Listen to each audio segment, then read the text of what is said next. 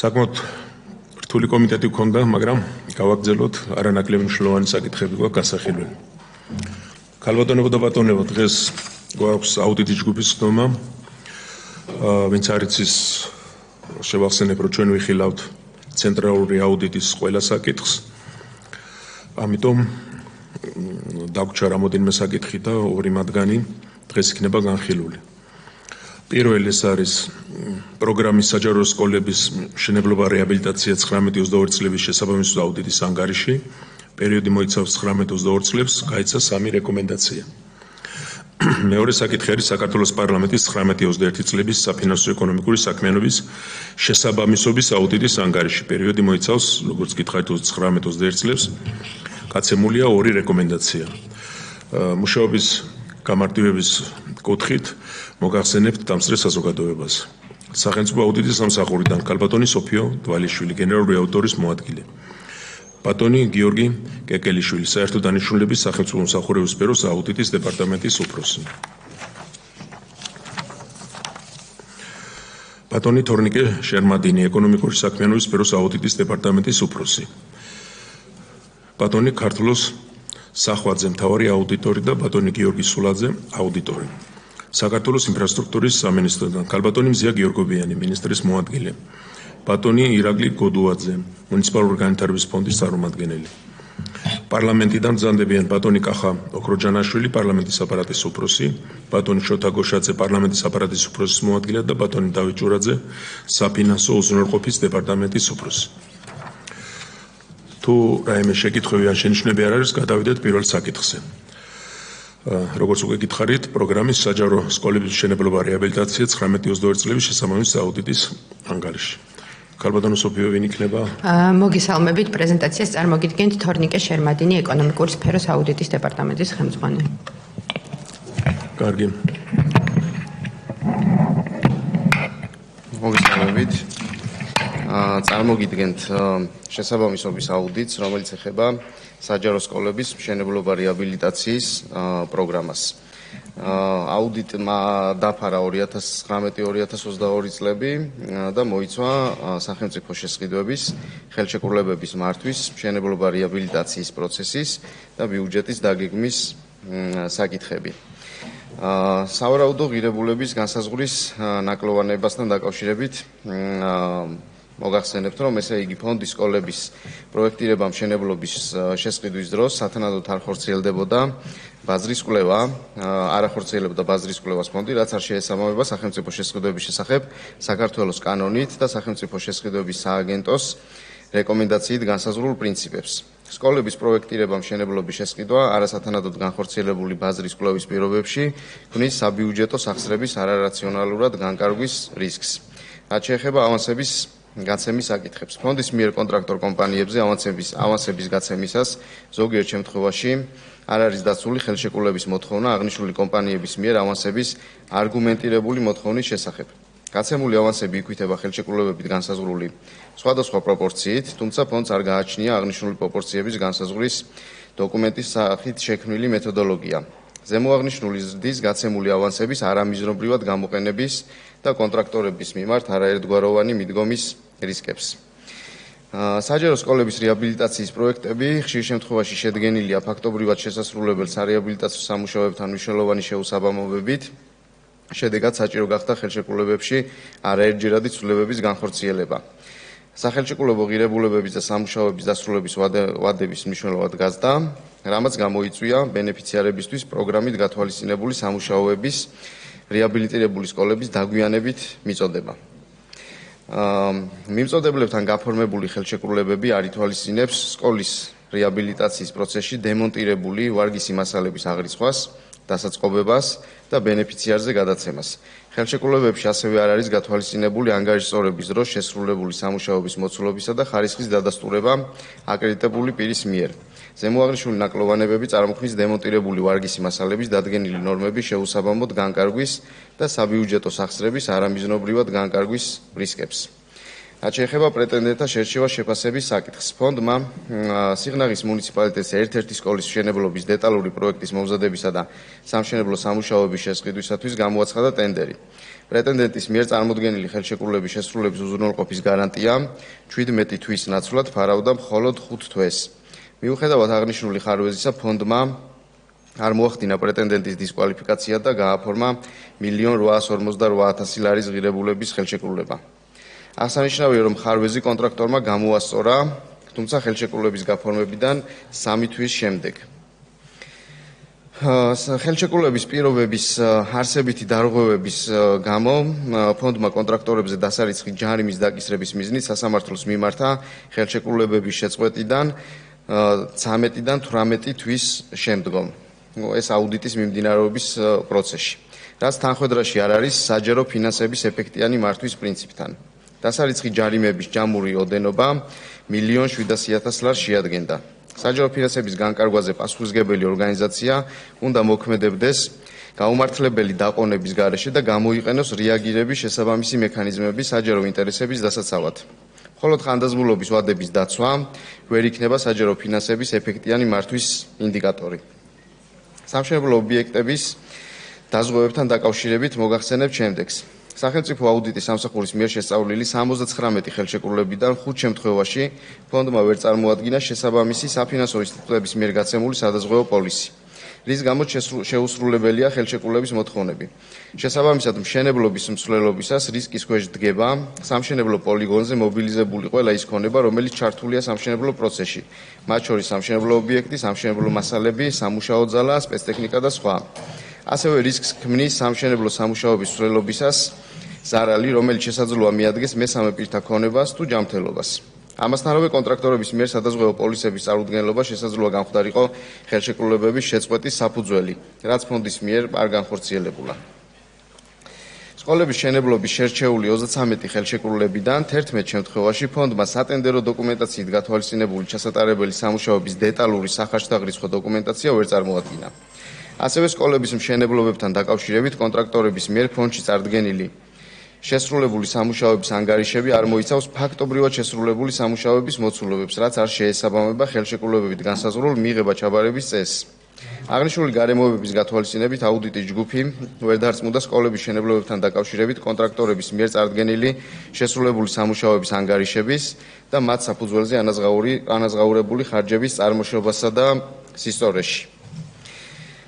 იმ შემთხვევებში, როდესაც არსებობდა შესაბამისი სატენდერო მოთხოვნა სკოლების რეაბილიტაციის პროექტების კონსტრუქციული ნაწილის მოქმედ ნორმატიულ დოკუმენტებთან შესაბამისობა დამოწმებული აკრედიტებული პირის მიერ.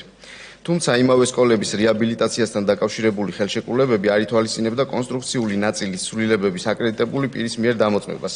შესაბამისად, ზოგიერთ შემთხვევაში აღნიშნული ცვლილებები განხორციელებულია მხოლოდ პროექტის ავტორის, ფონდის ტექნიკური საბჭოს და ფონდის კონსტრუქტორის დასკვნის საფუძველზე, შესაბამისი აკრედიტებული პირის საექსპერტო დასკვნის გარეშე.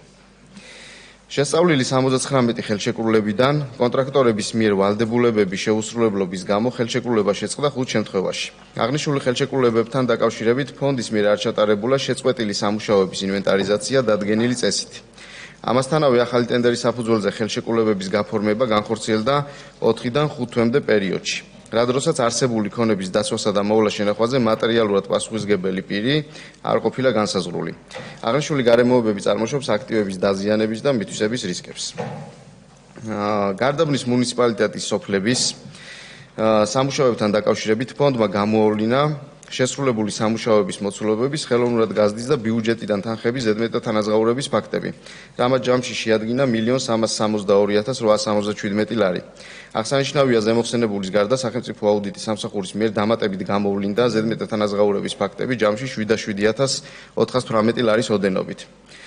რუსთავის 2 და გარდაბნის მუნიციპალიტეტების 3 სკოლის რეაბილიტაციაზე ახალი კონტრაქტორების მიერ შედგენილი შესრულებული სამუშაოების ანგარიშებში ზოგიერთ შემთხვევაში ასახული მოცულობები და მათზე ბიუჯეტიდან ანაზღაურებული თანხები ფონდის მიერ ერთხელ უკვე დადასტურებული და ანაზღაურებული იყო პირველი კონტრაქტორის მიერ წარმოდგენილი შესრულებული სამუშაოების ანგარიშების საფუძველზე. შედეგად შეწყვეტილი კონტრაქტების ფარგლებში სკოლების სარეაბილიტაციო სამუშაოებზე ხელმეორედ განხორციელებულ 99 სახის სამუშაოზე ბიუჯეტიდან ანაზღაურებულია 847.187 ლარი. ერთ-ერთი სკოლის ბრტყელი გადახურვის სამუშაოებისთვის კი ფონდმა 199.000 ლარი არაეკონომიურად გასწია.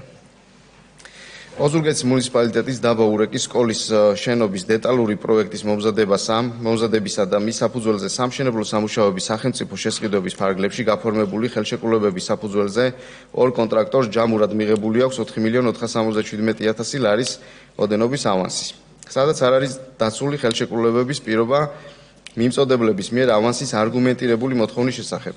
აღნიშნული ავანსების ფარგლებში შესრულებული სამუშაოების 9 ანგარიშიდან ფონდმა გაცემული ავანსის დაქვითვა განახორციელა მხოლოდ ერთ შემთხვევაში, სულ 69,000 ლარის ოდენობით. რაც შეეხება პროგრამის ბიუჯეტის დაგეგმვას. სკოლების მშენებლობა რეაბილიტაციის პროგრამის განსახორციელებლად 2019-2022 წლებში დამტკიცებული საბიუჯეტო ასიგნებების საერთო მოცულობა 358.500.000 ლარით განისაზღვრა. პროგრამის დასაფინანსებლად წლიური ბიუჯეტებით გათვალისწინებული ასიგნებები არ იყო სათანადოდ დასაბუთებული, ვინაიდან ფონდმა ვერ წარმოადგინა ხარჯთაღრიცხვები ცალკეული ღონისძიებების მიხედვით, სადაც განსაზღვრული იქნებოდა პროგრამის განსახორციელებლად საჭირო რესურსები და დაფინანსების მოცულობა, რის საფუძველზეც სამინისტროს კანონმდებლობით დადგენილ ვადაში უნდა მოემზადებინა საშუალოვადიანი სამოქმედო გეგმები. აღსანიშნავია, რომ 2019-22 წლების პროგრამის შესრულების ანგარიშები ზოგიერთ შემთხვევაში არ არის შედგენილი ფინანსთა მინისტრის ბრძანების მოთხოვნების შესაბამისად. კერძოდ 2019 წლის ანგარიში დაგეგმილ და მიღწეულ შუალედურ შედეგებს შორის არსებულ განსხვავებებზე არ არის წარმოდგენილი შესაბამისი განმარტებები, ხოლო 20-21 წლების ანგარიშებში მიღწეული შუალედური შედეგების შეფასების ინდიკატორების დაგეგმილი მიზნობრივი მაჩვენებლები არ არის დაზუსტებული საშუალოვადიანი სამოქმედო გეგმის პარამეტრების შესაბამისად. ამასთანავე, ცალკეულ წლებში ვერ განხორციელდა დაგეგმილი მიზნობრივი მაჩვენებლების შესრულება. კერძოდ 2019 წლის ბიუჯეტით დამტკიცებული 48.500.000 ლარის ასიგნებით იმავე წლისთვის გათვალისწინებული იყო 7 სკოლის აშენება და 55 სკოლის რეაბილიტაცია. თუმცა ფონდის მიერ სამინისტროში წარდგენილი ანგარიშის მიხედვით 2019 წელს არც ერთი სკოლის მშენებლობა არ დასრულებულა, ხოლო 2 სკოლის რეაბილიტაციაზე გაფორმდა ხელშეკრულება, საიდანაც დასრულდა მხოლოდ 1. 2020 წლის საშუალოვადიანი სამოქმედო გეგმით მოსანოდნელ შუალედურ შედეგებში გათვალისწინებული იყო 65 სკოლის აშენება და 87 სკოლის რეაბილიტაცია. ფონდის 2020 წლის წლიური ანგარიშის თანახმად აშენდა 13 სკოლა და დასრულდა 1 სკოლის რეაბილიტაცია. 2021 წლის საშუალოვადიანი სამოქმედო გეგმით მიზნობრივ მაჩვენებლად განსაზღვრული იყო 40 საჯარო სკოლის მშენებლობა და 1 სკოლის რეაბილიტაცია. ფონდმა მიღწეული შუალედური შედეგების შეფასების ინდიკატორის მაჩვენებელში მიუთითა 36 აშენებული სკოლა. ანგარიშის აუდიტის შედეგად გაცემულია 3 რეკომენდაცია. რეკომენდაცია ნომერი 1. სიბ საქართველოს მუნიციპალური განვითარების ფონდმა სკოლების რეაბილიტაციის პროცესში დემონტირებული ვარგისი მასალების დადგენილი ნორმების შეუსაბამოდ განკარგვის გამორიცხვის მიზნით შესაბამისი ხელშეკრულებების პირობებით განსაზღვროს კონტრაქტორი კომპანიების ვალდებულება დემონტირებული ვარგისი მასალების აღრიცხვის და ბენეფიციარზე გადაცემის დამადასტურებელი დოკუმენტების ფონდისთვის წარდგენის შესახებ. რეკომენდაცია ნომერი 2. საქართველოს მუნიციპალური განვითარების ფონდმა საბიუჯეტო სახსრების არამიზნობრივად განკარგვის რისკის შემცირების მიზნით განიხილოს კონტრაქტორებთან შესაბამისი აკრედიტებული პირის მიერ გაცემული ფაქტობრივად შესრულებული სამუშაოების მოცულობისა და ხარისხის დამადასტურებელი დოკუმენტის წარმოდგენის შემდგომ ანგარიშსწორების პრაქტიკაში დანერგვის შესაძლებლობა.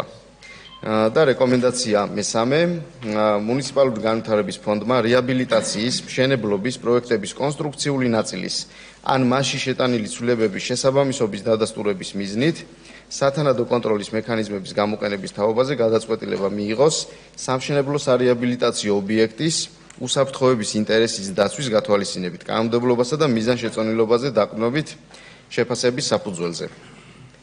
მადლობა. მადლობთ. შეკითხვები ალბათ შემდეგ იქნება, ხო?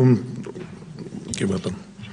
მაინც ინფორმაციისთვის წმინდა ინფორმაციული კუთხით ეს საკითხი პროკურატურაში არის გადაცემული და მეორე ინფორმაციული, რომ ახალი ხელმძღვანელობა ყავს მუნიციპალური განვითარების ფონდს და იმედი მაქვს, რომ ყველაფერი გამოსწორდება როგორც საჭირო არის ეს ინფორმაციისთვის. ეხლა გადავიდეთ ქალბატონო მზეა.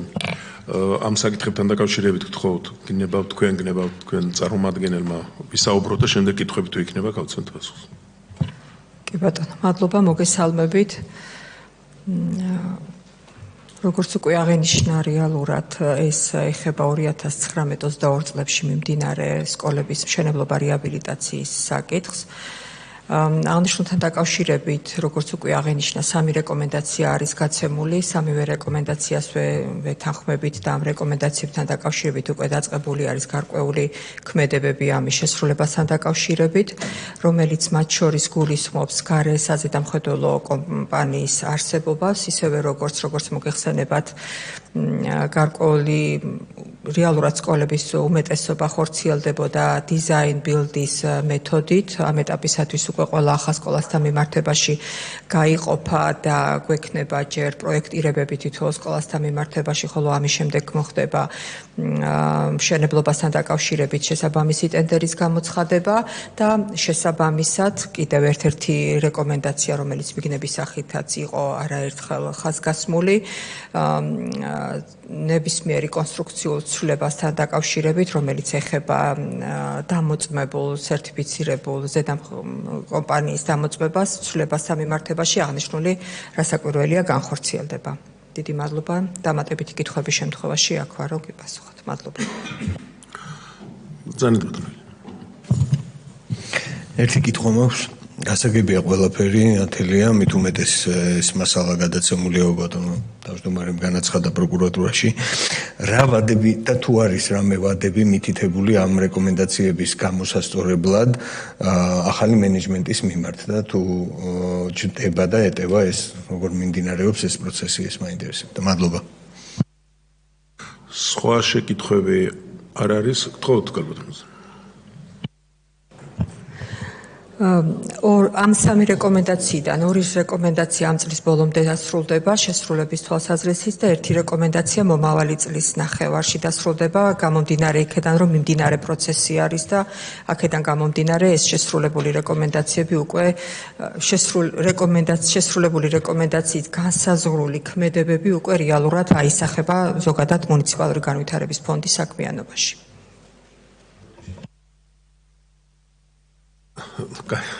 წელს 2 და გაიზარდა 6 თვეში 1. წლის ბოლომდე 2 შესრულდება და 1 მომავალი წლის შუამდგომლად.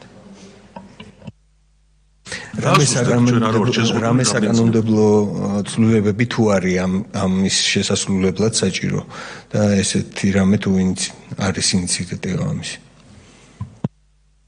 საკანონმდებლო ცვლილებებს არ ითვალისწინებს, თუმცა შიდა პროცედურული საქმიანობა გვექნება გაწერილი მუნიციპალურ განვითარების ფონდში, თუ როგორ უნდა იმოქმედოს გარკვეულ ქმედებებთან დაკავშირებით, რომელიც რეალურად იქნება არა მხოლოდ სკოლებთან მიმართებაში, ზოგადად მუნიციპალური განვითარების საქმიანობასთან მიმართებაში იქნება სრული დაფარვა. კოლეგებო, მინდა გითხრათ, რომ აქ რეკომენდაცია რაზედაც არის გაცემული, მის გარდა ბევრი სხვა იქ დარღვევა იყო, უბრალოდ ვერ მოხდა რეკომენდაციაში. თუმცა ხალბატონ მზიასთან მექნება ასეთ შეკითხვა. ზოგადად სკოლების მშენებლობასთან მიმართებაში რაიმე ტიპის სტანდარტი თუ იქნება დადგენილი, როგორც პროექტირების ეტაპზე, ასევე მშენებლობის ეტაპზე. მე როგორც ვიცი, როგორც მაქვს ინფორმაცია, იგეგმებოდა რაღაც ჩარჩო პროექტების გაკეთება, რომელიც მერე გავრცელდებოდა სხვადასხვა სკოლებზე. ერთი რომ დაზოგავდა ფინანსებს და მეორე მოგვაგებინებდა სერიოზულ დროს. აი ამ მიმართულებით რა ხდება, ინფორმაცია რომ მოგვაწოდოთ. ბატონო ბეჟან. ეხლა ამაზე საუბარს არ გავაგზავნებ, იმიტომ რომ საქმე გადაცემულია პროკურატურას, თუმცა ძალიან ბევრი კითხვებია.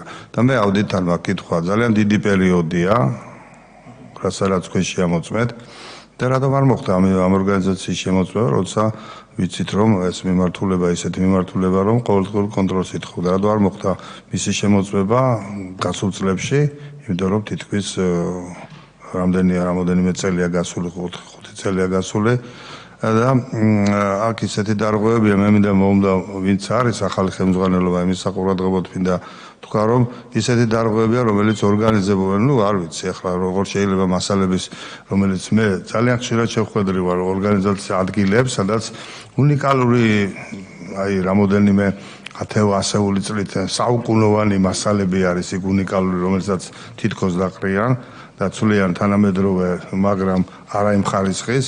სადმედის ეს მასალები დღესაც გრძელდება და ასევე ავანსების კუთხით ხო ეს ჩამოყალიბებულია და კანონი არსებობს, რომ როგორ შეიძლება ავანსები გაიცეს და წესი არსებობს.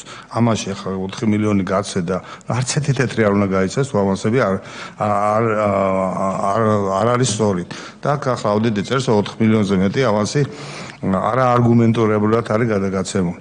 შემდეგ კონსტრუქციული ნაწილი, საერთოდ ცვლილებები პროექტებში ძალიან ხშირი შემთხვევა, ხშირად ხდება, რომელიც არ უნდა ხდებოდეს. იმიტომ რომ ეს ექსპერტები კი იღებენ, მაგრამ ჩვენ უნდა გავიაროთ და ადგილზედაც უნდა იყოს სამინისტროში რაღაც სამსახური, რომელიც ამას გადააკონტროლებს. იმიტომ რომ არ მახსენდება ესეთი ობიექტი, რომელზედაც ცვლილებები არ ხდება ხოლმე. ჩამოვყალიბდეთ ჯერ პროექტი შევქმნათ თავისი კონსტრუქციული ნაწილით შევათანხმოთ ერთმანეთსა და მერე გავუშვათ შესრულებაში. იმიტომ რომ ყოველდღიური ცვლილება მერე ეს გადაკეთება ეს ხშირად იწვევს როგორც დამკვეთის, ასევე იმ ვინც არის და ვინც დაუკვეთა მათ არასწორ გაგებას. იმიტომ რომ ზოგი პროექტირება თვითონ სამინისტროდან ხდება მისი ცვლილებები, ზოგი ადგილზე ხდება, შემდეგ ჩამოვყალიბდეთ, შევქმნათ პროექტი და ამ პროექტის მიხედვით განსაკუთრებული შემთხვევა თუ არ მოხდა, ეს არ უნდა იყოს ცვლილება რა. ყოველ წუთში და ყოველ შესრულების შემდეგ რაღაც კორექტირება, მორგება. აქ არის იმაზე საუბარი, რომ ერგება ვიღაცებს, მე ეს გავაკეთე, ასე ჯობია.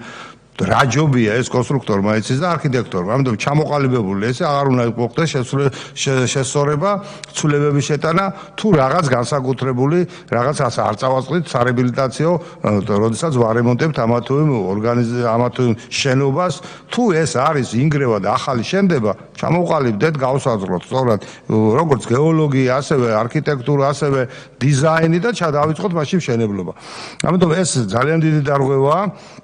ესეც აღმოსავლელია მე თქვენს საყურადღებოდ მინდა გავაკეთო ყურადღება. რაც შეეხება ხარჯების სისწორეს და შემდეგ გაზრდილია ხარჯაღრიცხვას, გაზრდილია ხარჯაღრიცხვას უნდა იყოს ჩამოყალიბებული, შეიძლება ფასებში გაიზარდოს, დამაზე უნდა გქონდეს ესეც შეთანხმების საგანია როგორ ხდება ამის თუ არა და მან პასუხისმგებლობა მან უნდა იყოს. დანარჩენ მიმართულებაში რაოდენობრივი ხარჯაღრიცხვის შეცვლა მე არ მგონია სწორი. ეხლა კვადრატულ მეტრში ბლოკის 12.5 ბლოკი რო ჩადის და შემდეგ რა ცვლილება უნდა გავიდა, ხო ვიცით ეს რომ ასია რა. 40-იანი ბლოკი ჩადის 12.5. გადავამრავლოთ 12.5-ზე შეიძლება იქ რაღაც პროცენტი იყოს რომ არ გაგიტყდეს რა რაღაცა, მაგრამ 25 ბლოკს არ უნდა ჩავდოთ ეს. აი ამიტომ არის რომ თავიდან ხარჯაღრიცხვა არის ძალიან პუნქტუალურად უნდა იყოს გაწერილი თავისი ნორმებით და თავისი იმ დანაკარგებით რაც შეიძლება მოხდეს ამა თუ იმაზე. ხო შეიძლება ორჯერ და სამჯერ გაზრდა. ამიტომ ამას ყურადღება უნდა მივაქციოთ და შემდეგში ალბათ იქნება აქ თქვენის მუშაობის განხილვაც და ასეთი დარღვევები არ უნდა მოხდეს. გისურვებთ წარმატებებს. მადლობთ, ამოიწურა ქალბატონო მზია და შემდეგ ქალბატონო სოფია. თქვენის ნებართვით გავაერთიანებ ამ ორ კომენტარს ერთ ნაწილზე, რომ ერთად გავცემ პასუხს. დავიწყოთ იქედან, რომ რეალურად მიდგომა სკოლებთან მიმართებაში შეიცვალა. იქედან გამომდინარე, როგორც უკვე აღნიშნულ, რეალურად თავის დროზე საუბარი იყო დიზაინ ბილდის მეთოდით მშენებლობა ან რეაბილიტაციის ნაწილზე და ეხლა გამიღებული არის, როგორც მოგეხსენებათ, მთავრობის მიერ გადაწყვეტილება, რომ მინიმუმამდე იყოს დაყვანილი მსგავსი ტიპის სამუშაოების განხორციელება. პირველ ეტაპზე მომზადებული იქნება, სანამ სკოლის რეაბილიტაციას დავიწყებთ, მანამ გაგზავნილი იქნება სამხარაულში ექსპერტიზაზე, სადაც იქნება როგორც შემოწმებული, როგორც კონსტრუქციული მდგრადობა ამა თუ იმ შენობის და როგორც მოგეხსენებათ, სკოლები გასული საუკუნის განმავლობაში არის აშენებული და თითოეული სკოლა 50 წელზე მეტის მაინც არის ამ ეტაპისათვის. შესაბამისად, გარდა კონსტრუქციული მდგრადობის ასევე შესწავლილი იქნება და დადასტურებული იქნება მისი ხარჯთეფექტიანობა, იქედან გამომდინარე რეაბილიტაციას თუ ექვემდებარება რამდენად ხარჯთეფექტიანი იქნება და მხოლოდ ამის შემდეგ მომზადდება პროექტი მისი რეაბილიტაციის და მხოლოდ ამის შემდეგ მოხდება რეაბილიტაციის განხორციელება. რაც შეეხება ზოგადად სკოლებს, მეორე ახალი მიდგომა რაც არის, როგორც უკვე აღანიშნა, ეს იქნება სტანდარტული პროექტები მომზადებული. განათლების სამინისტროს მიერ უკვე მოწოდებული არის სია იმ სკოლების, რომლებიც ექვემდებარება რეაბილიტაციას, ან საჭირო არის ახალი სკოლების მშენებლობა. ჩვენს მიერ უკვე მიმდინარეობს, დაწყებული არის რამდენიმე კონტრაქტი, უკვე გაფორმებული არის გარკვეული სკოლების სტანდარტული პროექტების მომზადებასთან მიმართებაში, ისევე როგორც 600, 400, 200 ბავშვზე გათვლილ სკოლებთან მიმართებაში, მათ შორის 1600-იან მიმართებაში, ეს იქნება სტანდარტული პროექტი და უკვე მას შემდეგ, რაც მომზადებული იქნება ეს პროექტი, იქედან გამომდინარე თუ რომელ ტერიტორიაზე უნდა აშენდეს ახალი სკოლა, უკვე ავტომატურად მოხდება მისი მასზე ტენდერის გამოცხადება, რომ სამშენებლო სამუშაოები განხორციელდეს. ამ ეტაპზე ვართ, რომ როგორც უკვე აღნიშნე, გარკვეულ სკოლებთან დაკავშირებით უკვე გამოვლენილი არის გამარჯვებული და დაწყებული არის პროექტირებების მომზადებები. მადლობა. ძალიან კარგი ქალბატონო მზე, მაგრამ მე მაინტერესებს ეს სტანდარტული შენობები, ეს იქნება ყველა ერთი სტანდარტი იქნება? მე არ მიმაჩნია სწორად და რატომ? იმიტომ რომ ასეთი სტანდარტები ჩვენ მქონდა კომუნისტების დროს და ხედავთ რა დღეშია ქალაქები. ქალაქი არა მარტო თბილისი, არამედ ყველა. ერთმანეთს რო გავს ესახლები და უსახურები. ამიტომ ჩვენ რამოდენიმე სტანდარტი უნდა შევიმუშაოთ ალბათ, ეს შეიძლება ასე რამოდენიმე, რომელიც ამა თუ იმ გარემოს შეესაბამება. ახლა ხوار შეიძლება ხანში და რაღაცა ქვია ზესტაფონში ერთნაირი ისა ავაშენოთ სკოლები, არა? ან მთიან ადგილებში. იმიტომ რომ იქ გარემო სხვა არის, არქიტექტურას უნდა შეუხამოთ. სხვათა ჩავდგათ ახლა ერთი სტანდარტების სკოლები, არ იქნება ეს ორი ინკუბატორივით იქნება ყველა ერთი და რამოდენიმე წლის შემდეგ ჩვენს გავგჯის ალბათ ახალ საზოგადოება, როდესაც აშენებული გვექნება და როგორც ჩვენ ვჯით ახლა კომუნისტების დროს ხან ფასადს უკეთებთ, ხან რაღაც მანიპულაციებს ვატარებთ, რომ რაღაც შესაბამისობაში იყოს მოქცეული და უამრავი სახსრებს ხარჯავთ ამის გამო. და ამიტომ არ გავაკეთოთ ესეთი რაღაცა, რომ ერთი შენობა შევინარჩუნოთ ყველგან დავხატოთ, მაღლობი იქნება, დაბლობი იქნება, თუ რა იქნება ყველა ადგილზე ერთი და იგივე სკოლა, ერთი და იგივე არქიტექტურის სკოლა გავაკეთოთ. ეს თუ ასეა გადაწყვეტილი, მე მგონია ძალიან დიდი შეცდომაა. მადლობთ, ჩვენ გავწდით ცოტა ჩვენ საკითხს, მაგრამ საინტერესოა და თქოთ. თუ შეიძლება მოკლე კომენტარს გავაკეთებ. მადლობა ამ კომენტარისათვის. მოდით ასე ვთქვათ, რომ თითოეული სკოლის წარმადობასთან მიმართებაში გამოცხადებული იყო არქიტექტურული კონკურსი, რომელიც ითვალისწინებს მათ შორის გარდა იმისა ბავშვების რაოდენობის მიხედვით, რომ განსხვავებული არის სკოლები ერთმანეთისაგან, მათ შორის ითვალისწინებს, როდესაც უკვე უშუალოდ ტერიტორიის იგი პირველ ეტაპზე გამოცხადებული იყო კონკურსი, არქიტექტურული კონკურსი, რომელზეც მინდა ვთქვა, რომ ერთ-ერთი წარმატებულად მიმდინარეობს აღნიშნული კონკურსები, სადაც შემოსული არის მთელი საქართველოს მასშტაბით და არა მხოლოდ საქართველოს მასშტაბით წამყვანი კომპანიები, რომლებსაც აქვთ სურვილი, რომ დააპროექტონ და შემოგთავაზონ ზოგადად სკოლების დიზაინი. სტანდარტთან მიმართებაში ვსაუბრობთ, რომ ეს იქნება ისეთი ტიპის სკოლა, რომელიც შემდგომ უკვე კონკრეტული ტერიტორიის გათვალისწინებით და კონკრეტული ტერიტორიის მითითებიდან გამომდინარე უკვე მასზე მორგებული იქნება როგორც ტიპიურად იმ გარემოსთან მიმართებაში, მაგრამ ჩვენ ვსაუბრობთ, რომ სტანდარტული იქნება თუ რას უნდა მოიცავდეს, როგორ უნდა გამოიყურებოდეს მისი სართულიანობა და საკლასო ოთახებთან მიმართებაში, მაგრამ თითოეული ტერიტორია, მათ შორის გეოლოგია უშუალოდ გათვალისწინებული იქნება ტერიტორიაზე მიბმის, ეგრეთ წოდებული ტერიტორიაზე მიბმის პროცესში.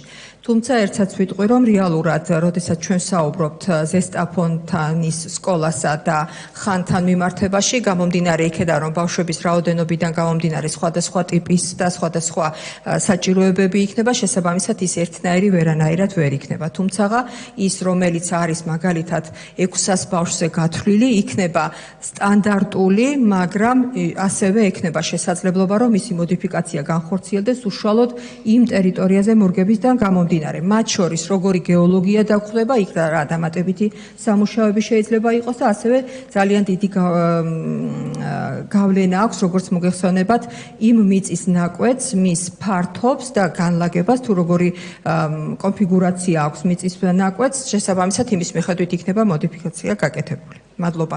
თუმცა ერთი მნიშვნელოვანია, რომ ეს შესაძლებლობას მოგცემს სტანდარტული პროექტები, რომ უკვე მზა პროექტი გქონდეს და უკვე მას შემდეგ, რაც განათლების სამინისტროს სრულად ექნება სია განსაზღვრული, რომელ სკოლაში რამდენ ბავშვზე გათვლილი სკოლა უნდა აშენდეს, აქედან უკვე ძალიან მარტივად მოხდება მისი უკვე ტენდერზე გაშვება მშენებლობასთან მიმართებაში, რომელიც საკმაოდ დიდ დროს მოგცემს. მოგვიაგებინებს. მადლობა. მე მგონი ამომწურავად ბატონო ბეჟან დაზუსტება ხომ არ არის? როგორც გავიგე სტანდარტული შიდა სივრცის სტანდარტები ფორმა იქნება სხვადასხვა. თავარია რომ არქიტექტურა იმ გარემოსთან იყოს შესაბამისობაში და იმ რაოდენობიდან გასაგებია, მაშინ მისაღებია კი ბატონო. კალბატონო სოფიო, გთხოვთ მეორე შეკითხვა გქონდა ბატონო. კი ბატონო, აუდიტის პერიოდთან დაკავშირებით ბატონო ბეჟან, ანუ ეს აუდიტი ეხებოდა 2019-2022 წლების პერიოდს. აუდიტი მყისიერად 2023 წლის გეგმით იყო გათვალისწინებული, თუმცა ვინაიდან ეს არის საკმაოდ კომპლექსური საკითხები, რაზეც დღეს ჩვენ ვსაუბრობთ, ბუნებრივია ამას დაჭირდა დიდი დრო, რომ ეს საკითხები ყოფილიყო შესწავლილი. აუდიტი დამტკიცდა 2025 წლის 25 აპრილს. თუმცა აუდიტის ანგარიში თავისი საკითხების მნიშვნელობიდან გამომდინარე გასაჩივრდა აუდიტის ობიექტის მიერ, რამაც ასევე გარკვეული პერიოდი და დრო დაჭირდა. და ბუნებრივია ჩვენ ვერ ვაქვეყნებთ ანგარიშს, სანამ ის გასაჩივრებულია და უკვე შემდგომ პერიოდში გამოქვეყნდა და ახლა უკვე ცოტა მოგვიანებით მოუწია პარლამენტში განხილვა. დაახლოებით მაისში არის 2025 წლის მაისშია ანგარიში გამოქვეყნებული. და თქვენ კითხვას კიდევ უფრო დაზუსტებით რო უპასუხო, ახლაც მიმდინარეობს მუნიციპალური განვითარების ფონდის აუდიტი მთლიანი საქმიანობის, ეს ეხებოდა მხოლოდ საჯარო სკოლების რეაბილიტაცია მშენებლობის პროგრამას. ახლა მიმდინარეობს მთლიანად მუნიციპალური განვითარების ფონდის საქმიანობის აუდიტი და კიდევ უფრო მეტად ეფექტიანი რომ გახდეს ჩვენი საქმიანობა და უფრო მყისიერი შედეგები გქონდეს, თქვენ იცით რომ ჩვენ განვიხილავთ რეალურ დროში აუდიტის ჩატარების პერსპექტივებს. ესე იგი ეს იქნება გასული 2 წლის 2023-2024 წლების პერიოდი. მუნიციპალური განვითარების ფონდი. კარგით. მე მიმაჩნია რომ მაინც 6 წელი გავიდა, 6 წელი გადის და იმ პირველი 2019 წლიდან დღემდე არის 6 წელი, ხო? არა 22-ში მორჩა. ანუ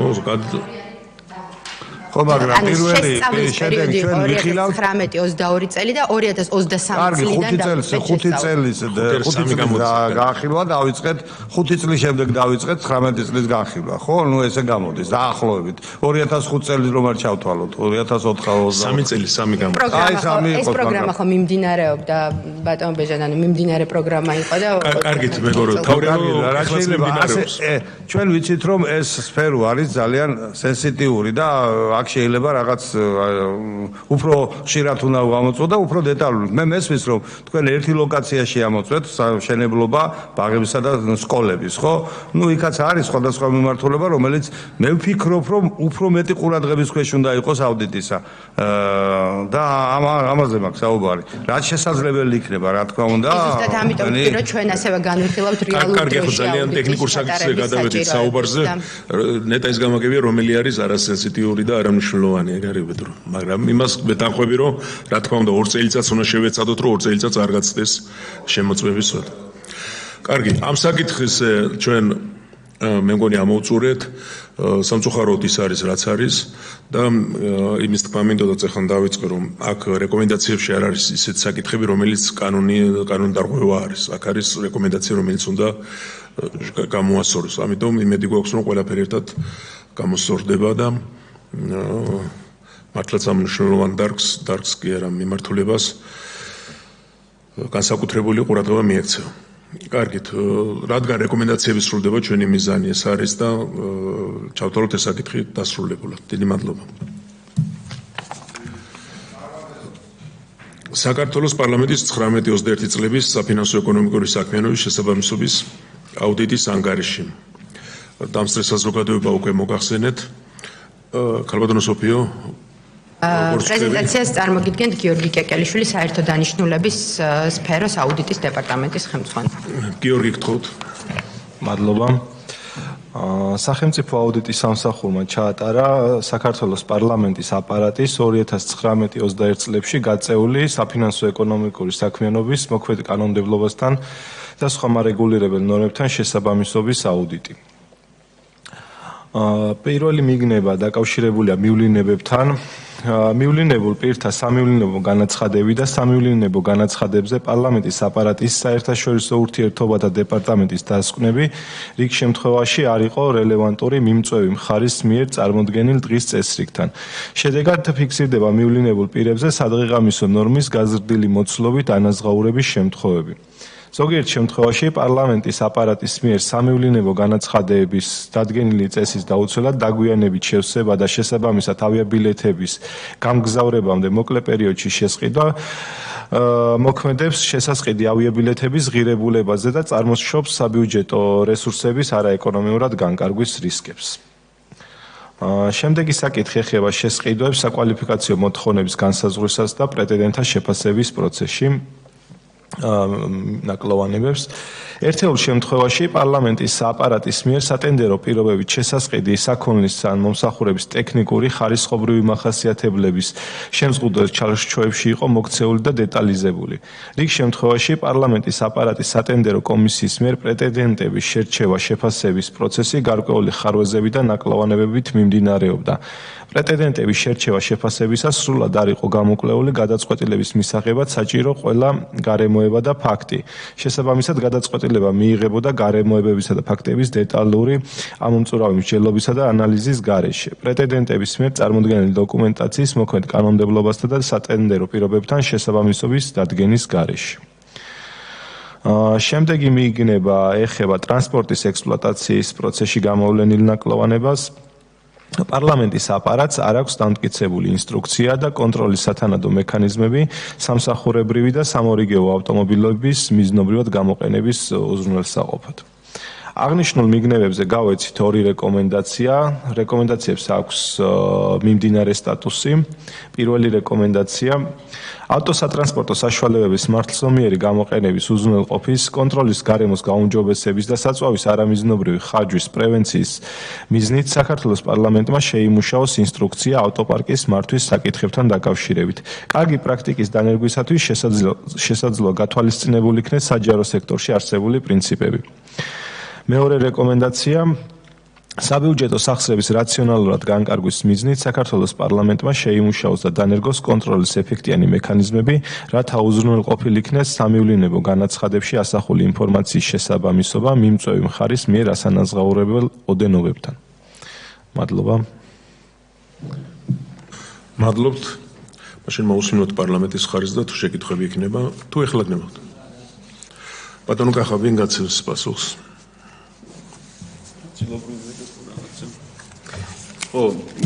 ჩვენ ისეთი ხანგრძლივი განხილვები ქონდა ჩვენს კოლეგებთან ამ საკითხთან დაკავშირებით, ბევრ საკითხში დავეთანხმეთ, ბევრ საკითხში ქონდა რაღაცა სხვადასხვა შეხედულებები.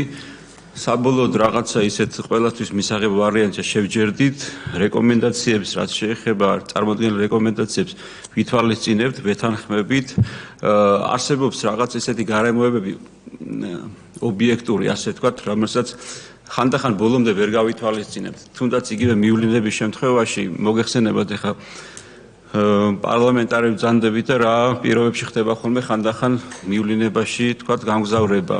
შეუძლებელია ყოველთვის რომ ორი თვით ადრე ადამიანს, რა ქვია, ხანდახან თვითონ არიციან პარლამენტარებმა, რომ ორი კვირით ადრე მიდიან, ან ეცვლებათ, ან წინა დღე შეიძლება შეიცვალოს. ეს ძალიან დიდ პრობლემებს ქმნის და ჩვენ შეიძლება ეს ინსტრუქციები შევიმუშაოთ და დავამტკიცოთ, თუმცა ერთი არის, რას შევიმუშავოთ, დავამტკიცოთ და მეორე არის მოცემულობა, რომელიც გვაქვს. არ ვიცი, ახლა ამაზე ჩვენ შეგვიძლია ჩამოვყალიბდეთ, დავამტკიცოთ და მე არ შევასრულოთ, ეს კიდე ერთი უფედურება. მასეთი არ გვინდა, უბრალოდ რომელიც წინას არ ვიცით, ალბათ ის უნდა გადაწყვეტს და რომელიც წინას არ ვიცით, იქნება ესე როგორც კი ბატონო, ჩვენ მაქსიმალურად შევეცდებით, რომ იმ მოთხოვნებს, რაც აქვს დღეს აუდიტის სამსახურს, იმასაც მივუახლოვებთ, თუმცა ის მოცემულობა, რომელიც გვაქვს და ობიექტურია, ესეც გავითვალისწინოთ.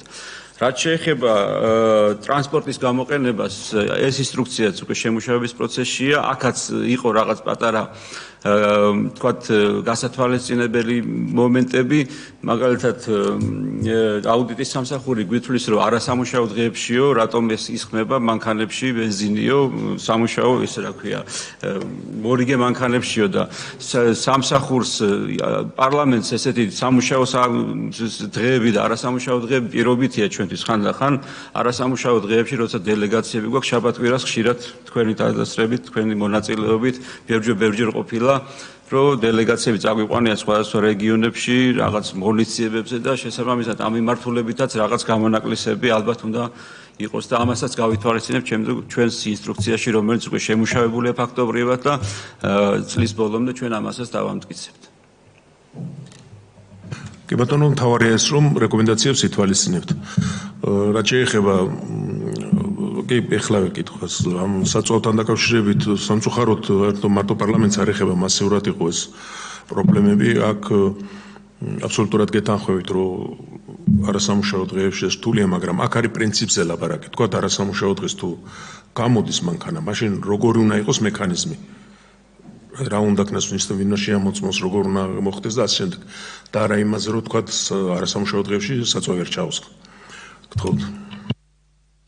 მადლობა ბადან ფაქტიურად აი ძალიან ახლოს არის მკითხვასთან და რეკომენდაციებთან დაკავშირებით მინდოდა აუდიტის სამსახურისთვის მეკითხვა. ჩემთვის ჩემი შეხედულებით ძალიან ზოგადი არის ეს რეკომენდაციები და შეიძლება ბევრი დეტალი არ იყოს აქ გათვალისწინებული იმ რეალობიდან გამომდინარე, რა რეალობაშიც უტევს პარლამენტს მუშაობა.